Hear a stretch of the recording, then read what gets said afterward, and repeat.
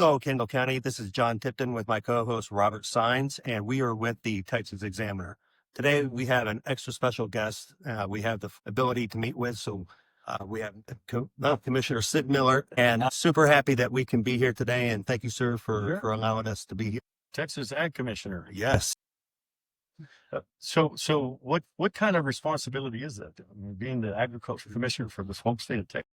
I think it has something to do with maybe feeding our children. That's a good way to put it. So you're dealing with ranchers and farmers almost on a daily basis, Commissioner? But we're much more, everybody thinks we're all about cows, sows, and plows. We do all of that. But we're probably an agency that affects the average person's life more times in one day than any other agency. We're very, very diverse. It's a $7 billion agency. So my budget is larger than the budget of 37 governors. So we touch a lot of things in one day's time. Kind of outside of agriculture, we're the consumer protection agency for the state. So you ever wonder if that barcode scanner's ringing you up right? If it was, buy one, get one free, I'm in charge of every barcode scanner in the state, making sure they're accurate. There's a lot of Fuel pumps as well. Well, they took I did too good a job on the fuel pumps. They took those away from us. Okay. Yeah, that's another story for another podcast because it's a lot. What kind of a staff do you have, Commissioner, to handle the great state of Texas and all that as well? Well, let me get to that in a minute. Under consumer protection, we also, besides barcode scanners, we do all the scales in the state. So you think, well, that's at the grocery store, the feed store. Well, it's a little more than that. We go to every jewelry store, pawn shop. They buy and sell gold and silver by the weight. That's kind of important. Those are accurate, right? Yes, sir. We go into all the airports. They weigh your luggage. We go into every Starbucks. They sell coffee by the weight. I have highly specialized inspectors that inspect ping pong balls. There's $1,400,000 riding on the next Powerball jackpot. So we certify the ping pong balls that they're legal and accurate and hadn't been, monkeyed with. Right. So we do that. We do all the pesticides in the state. We run livestock export facilities. So I got 4 on the Rio Grande. I built one at the airport in Houston, so we could air freight livestock that we sell to Europe and Asia. I've got a marketing program called the Go Texan program. We market Texas products worldwide.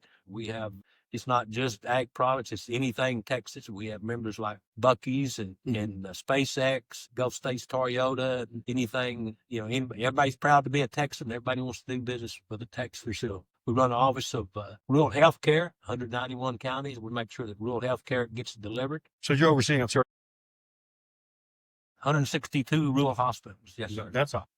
It is. And then they struggle. It's tough. Texas has the highest uninsured rate. We have the most elderly population and 2 most dangerous occupations, the oil field work and farming.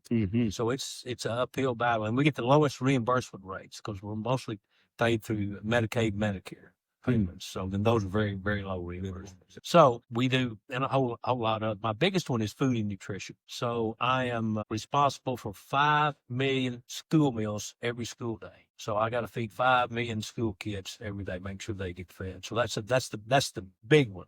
But we also do adult feeding programs, Meals on Wheels, stocking the 21 area food banks around the state, things like that. Yes. Emergency response, we're the ones that feed the people in the shelters when that happens. You don't think about it, but we're the ones that set up the shelters for animals. I've got to find cattle panels and water troughs and feed troughs, and we take in horses and cows, sheep and goats. We also take in dogs and cats and pot-bellied pigs and mountain lions. I mean, you name it, we get it. So, but that's also in a disaster. People don't think about that. Correct, for sure. And we have, disaster programs to help farmers get back on their feet. I have a bank called the Texas Agriculture Finance Authority. We make young farmer loans, emergency loans to farm, things like that. Anyway, we have 130 statutory functions. I've told you about 7 or 8, so we could be here. I will take up your whole podcast. What I'm trying to lay the groundwork is we're pretty diverse. We're not just cows, sows, and plows. We do a lot of other stuff. To get back to your question, how many people do we have employed here? California is the largest agriculture producing state. And the only reason they're bigger than Texas, they have an $80 billion wine industry. And ours is only 20. If it wasn't for that, we'd be by far the largest. But we're growing in 10 years, we've gone from 3 billion to 25 billion. California is actually shrinking. So California is the largest. They have about 2,500 employees. Third place is Florida. And they do the food nutrition like we do. California doesn't. And they have about a little over 4,500 in their agriculture department. Here in Texas, we do it better, faster, more efficient, and I have a little over 700 employees. That's all. That's it. You know, if I can outsource it to private industry, I get the government out of it. We don't do it. If I can get you mentioned the gas pumps. That's one thing they got to take away from me is I quit inspecting them myself. And I got private industry to inspect them. And when I took over, it was taking 12 years to inspect them all in the department. That's not good for the consumer. That's not enough. Has that improved?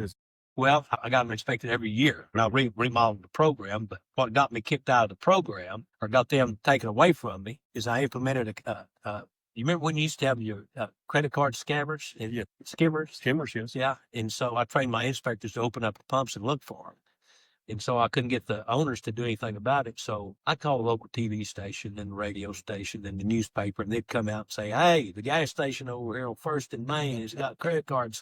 You might beware of buying anything. And so, you know, they got really ticked off at me. Sounds like a pastor like me. But we shut, you don't hear of anybody getting a credit card skimmed. No, it's interesting you say that because we run them out of Texas. But did. The station owners got so mad that they went and hired big lobbyists and got me out of the gas pump inspection. Oh, that's how that happened. You were doing too good of a job.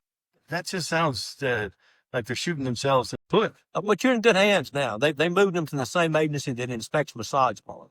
Oh, and that's not an agency.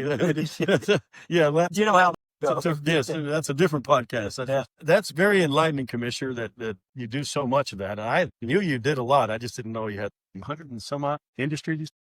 So you have 130 statutory functions by law that we on the states or the federal government. So, Commissioner, tell us a little bit about yourself for the folks that haven't heard of you. The few out there that haven't heard of you. I know you have a very, very active social media presence, but how did you get started, and what inspired you to become or run for this position of Agriculture Commissioner?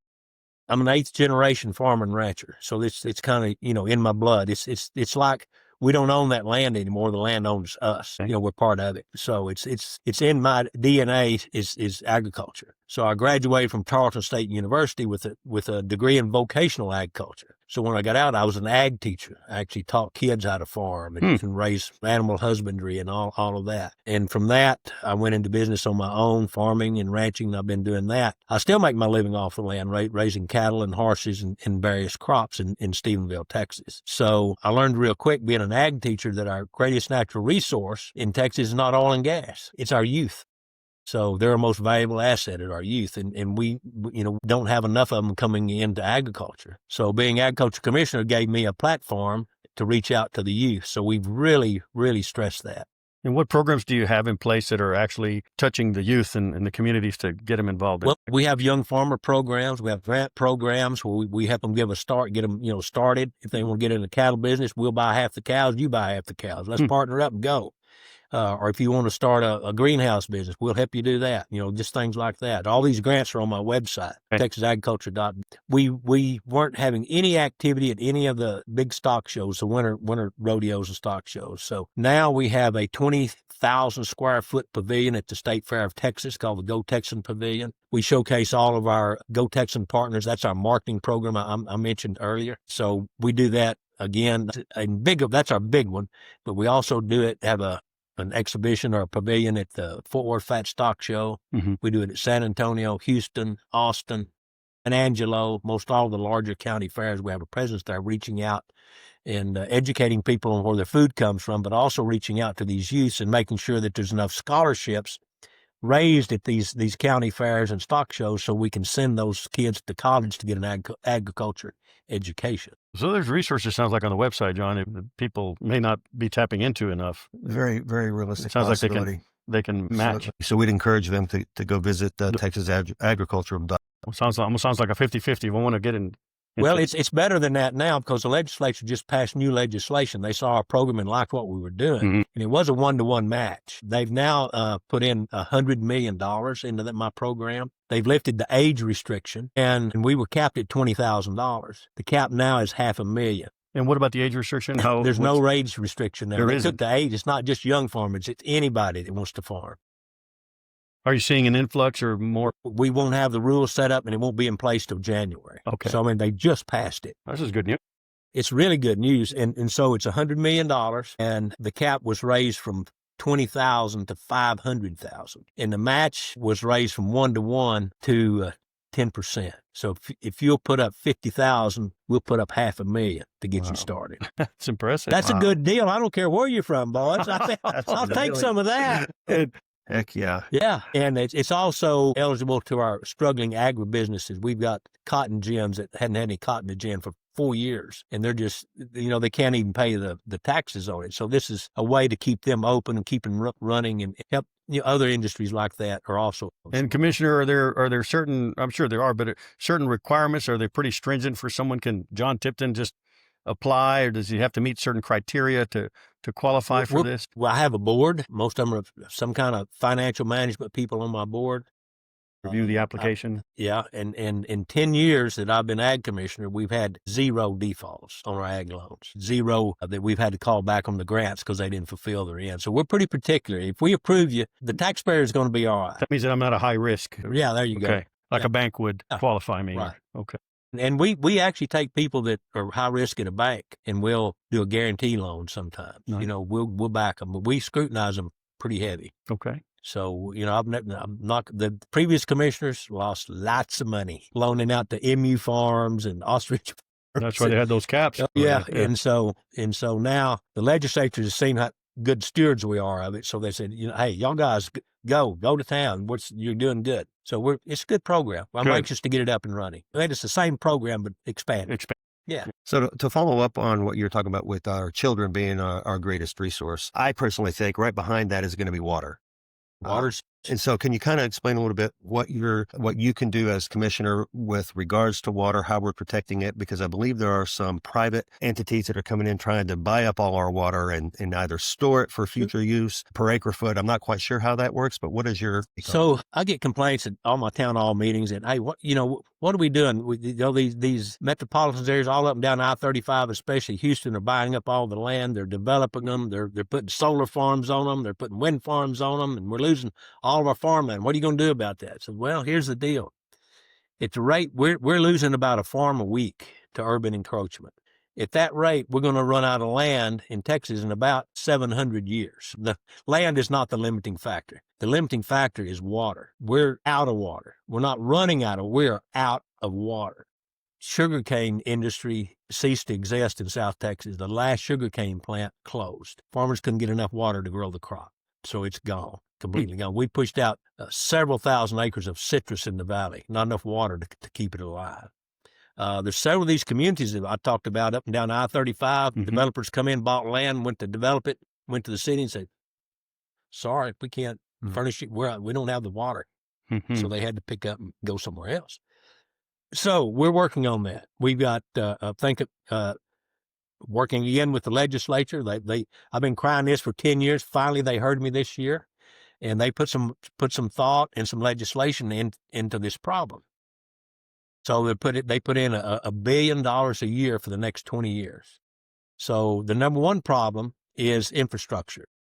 From the time the cities receive their water until they deliver it to their customer, on average, they lose 30% of it. It's interesting that you bring that up because you're the person running against you in the Democratic Party seems to think that the cities and the infrastructure within the cities, their water pipes, that they're losing all their water through leaky old pipes. Well, that's partly true. It's not just big cities. It's worse than rural cities. Rural cities have worse infrastructure problems than but the big cities lose 30% of it. So part of this money can go to fix the infrastructure. And I have grants. We send out grants all the time for infrastructure grants. So we get that's 30% more water if we can get it. A lot of these cities still have cast iron pipes, yes, sir, galvanized pipes, especially the little older rural cities. I talked to one city that still had cedar pipes, hollowed out What? cedar pipes. And heard that there were pipes made out of wood, and I Yeah, just could wood not pipe. understand that happened. And how do you, Commissioner So- Miller, how do you, what's your authority? Can you enforce it, or is this you Well, have to just use your influence? We have a grants department. I draw down money not only from the state Mhm. legislature, but from USDA. Mhm. We are to the rural cities and counties what HUD is to the urban counties. So we're rural development. But that means you're the good guy, can help them. Sure, But yeah, can you yeah. also hit them with the hammer and say, wait a minute, you got leaky pipes here. We need to fix this. We can't. No, we don't do that. You don't That's have not that We authority. don't operate that way. So, okay. I don't do mandates. We use the carrot instead of the stick. Could you use a stick if you need it? Well, if they don't fulfill their obligations, we have to. Okay. I mean, we can't just let them abscond with the money. They've Right. got to do what they say they're. And I guess maybe clarify a question. It's more about what I was referring to is if you find a municipality that's leaking water through these. We can't bad make them fix infrastructure, it. You can't make it fix it. But That's the way that works, it works from the ground up. The citizens, vote the right guys in that can come to me, and we'll get them. It just seemed to me, John, like there wasn't enough awareness of that until, at least in our area. Not in our. We've been Well, discussing this with some people across Texas about, are you aware that there's so many leaky pipes? And they But just can't look at it. That's not the only thing we've got to do. Okay. We've got to embrace. I'm the only statewide elected official that's embracing rainwater catchment. We have a huge liability. We spend millions and millions of dollars getting rid of stormwater drainage projects, getting rid of it. We can capture that water and use it, and it's relatively clean if it comes off a warehouse or a parking lot. Yes. I mean, it's not that dirty. It's Right. easy to clean up. Matter of fact, you don't even have to clean it up. You can use it for greenways, parks, irrigation. Manufacturing can use it as is, as long as it doesn't have to be potable water. So we can take a liability and turn that into assets. So we're working on that. We're making some headway on that. We've got other projects that we're working with. Desal is becoming very, very popular. We have now over 20 cities that are actually using desal. None of them are on the coast. None of them are desaling salt water. Right. They're all desaling brackish water. Like El Paso.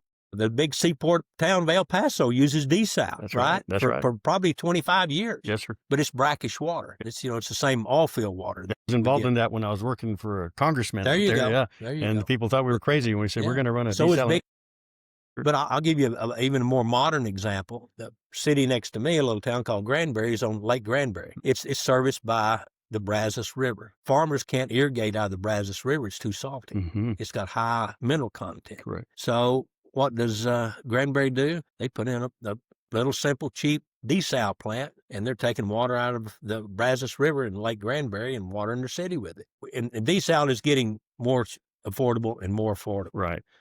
Corpus Christi, they nixed it last night in their council meeting, but they were going to take seawater, but they just figured out it's just too costly. We're not doing it. Yeah. So that we've just got a whole host of things that we can do. The most exciting part, and y'all going to be on the ground floor of this because not many people know about this. The state of Texas owns all the surface water.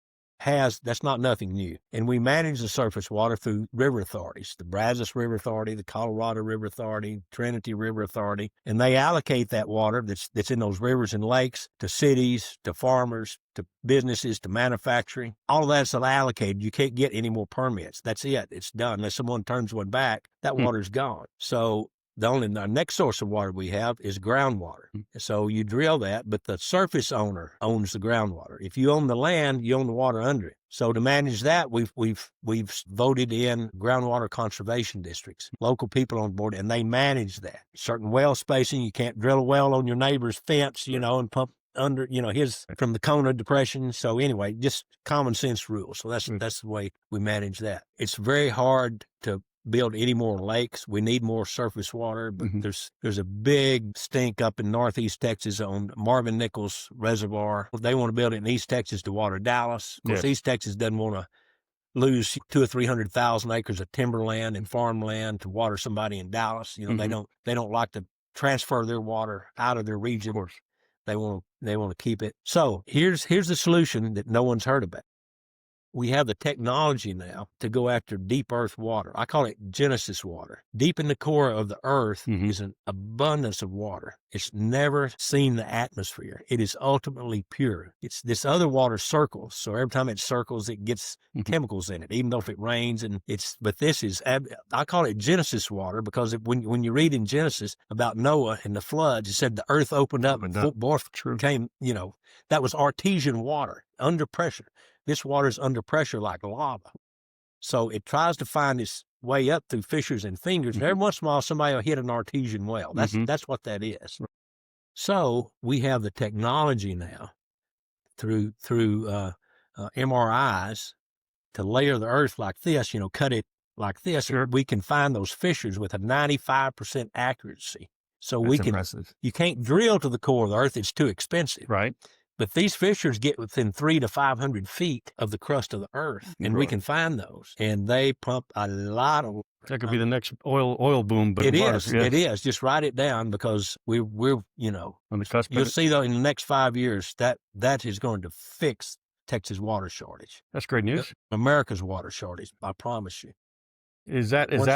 That's new water technology resulting from the learning experiences in the oil and gas industry?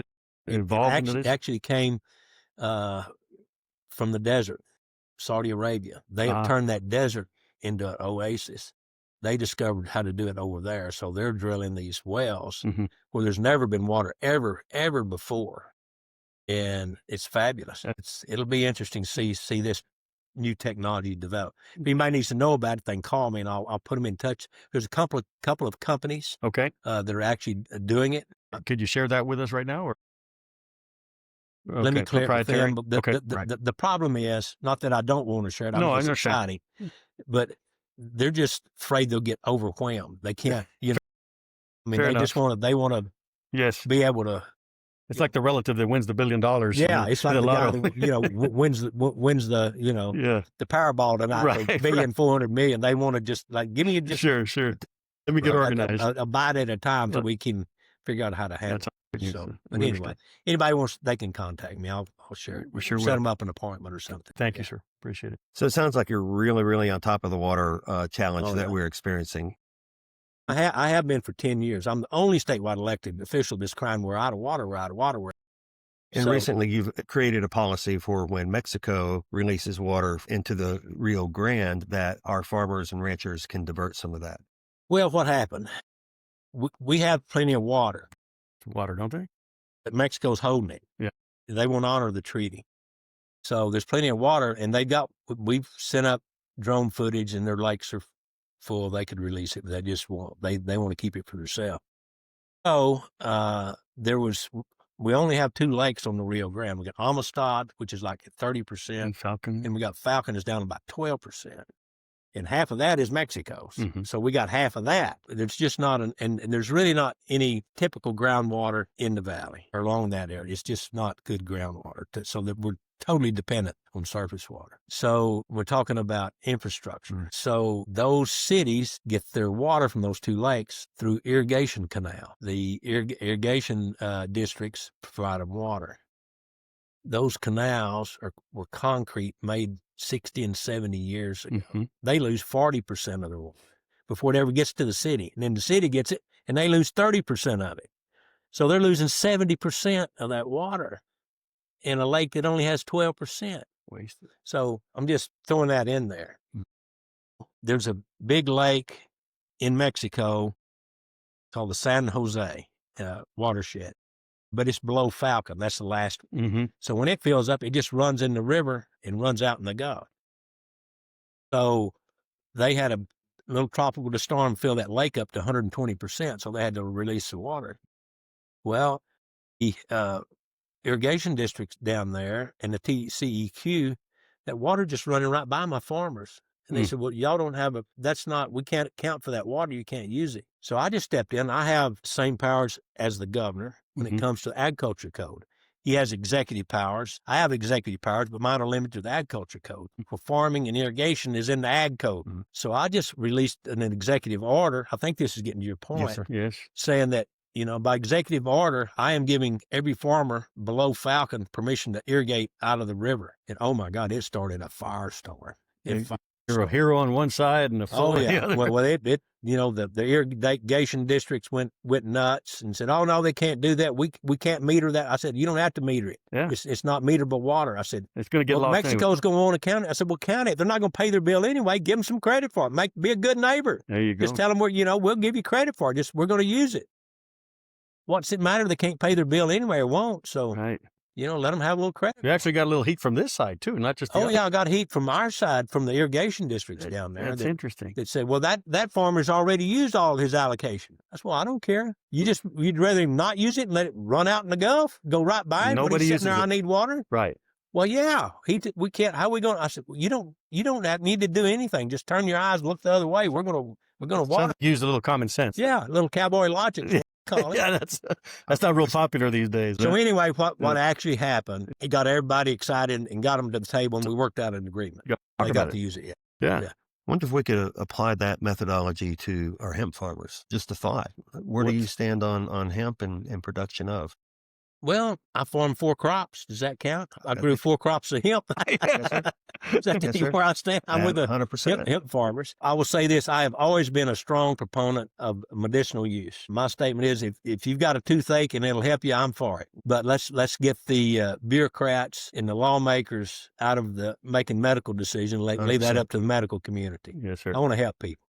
I am not for recreational wholesale marijuana. I just don't think that's a good idea. Never have been. So that's my stance on it. But I was never able to make any money. I quit growing hemp because there's no money in it, because I was going for the CBD market. Right. Well, typical farmers, you tell them they can make money on a crop, they plant too much of it. We planted too much of it, couldn't sell it. We got enough to last another 40 years probably. Oh, wow. So, but I am excited about industrial hemp.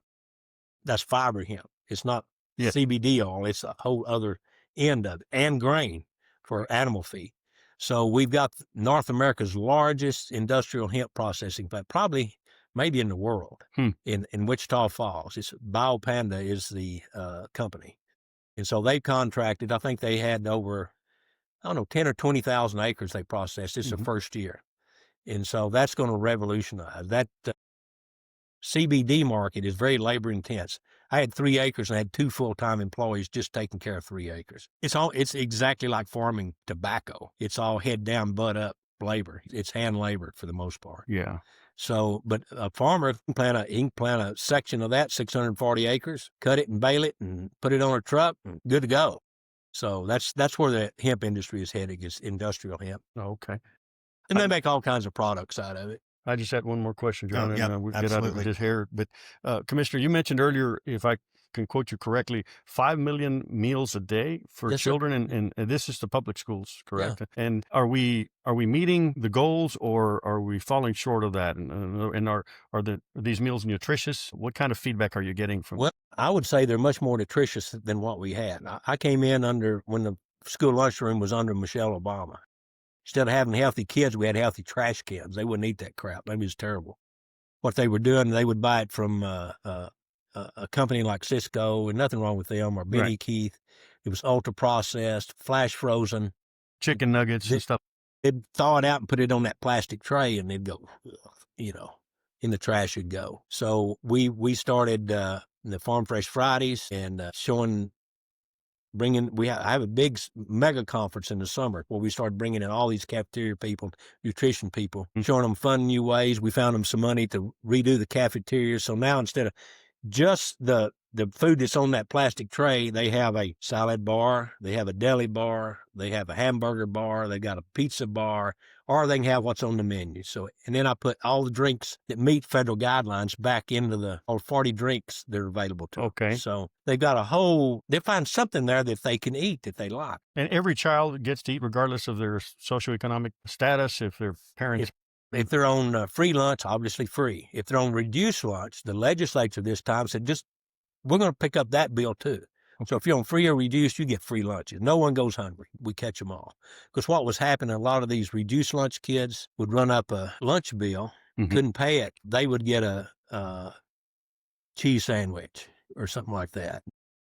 Not a good situation. So the legislature saw that and, met the request, said, it's not that big a bill. Just go ahead and cover it. It was a few $1 million in a $180 billion budget. It's what we call budget dust. It was like $187 million to do that or something. Okay. So every kid gets fed good. Every kid gets fed good. Well, Commissioner, I think I have one more question, and that would be, you've shared with us all the things, all the reasons why we should rehire you as our agricultural commissioner. What is one topic, one subject that you wish you could do better? Well, we're dealing with tariffs, which is actually working out real good for the American farmer. It's really helped our shrimp industry. I wish I could eliminate bird flu, and we're making headway on that. I wish I could eliminate swine flu. And I'm getting there. I think I've got the knockout punch on the screwworm. We've got a bait instead of just the sterile flies. This bait that we're working on will kill 90% of the screwworm flies in 30 days. And we can get this bait out there soon enough? I'm working with USDA trying to convince them. They're bullheaded. They think that the sterile fly What's going to do it? And it will, but it'll take 4 years.